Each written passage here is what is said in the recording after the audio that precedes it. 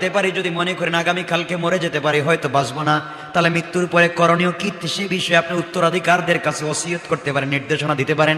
আপনি নির্দেশনা দিবেন, আমার অমুক জায়গায় বাড়ি আছে, অমুক জায়গায় সিনেমা হল আছে, অমুকের সাথে জায়গা নিয়ে মামলা আছে, ওর 2 নম্বর দলিল করে জায়গা দখল করছি, সব আপনি বুঝাইয়া দিবেন। এই সবগুলো বাদ দেন, মৃত্যুর সময় বাটপারি বন্ধ করে দেন।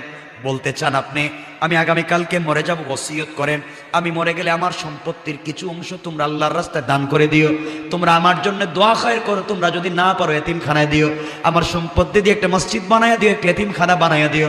তোমরা তো জানি তোমরা আমার জন্য দোয়া করবে না, তোমাদেরকে মানুষ বানাতে পারি নাই, মৃত্যুবরণ করলে যেন কবরে গিয়ে শান্তি পাই, তোমরা ভালো জায়গায় আমাকে একটা কবর দিও, আলিমুল আমাদের পাশে, মাদ্রাসার পাশে, মসজিদের পাশে আমাকে কবর দিও। এইভাবে যদি আপনার ভিতরে গুছানো কথাগুলো চলে আসে, গুনাহ মোচন করার জন্য ভয় ঢুকে যায়, আল্লাহ রাব্বুল ইজ্জতুল জালাল বলবেন বান্দা তোর ভিতরে ভয় ঢুকে যাওয়ার কারণে আমি আল্লাহ খুশি হয়ে তোকে মাফ করে দিলাম।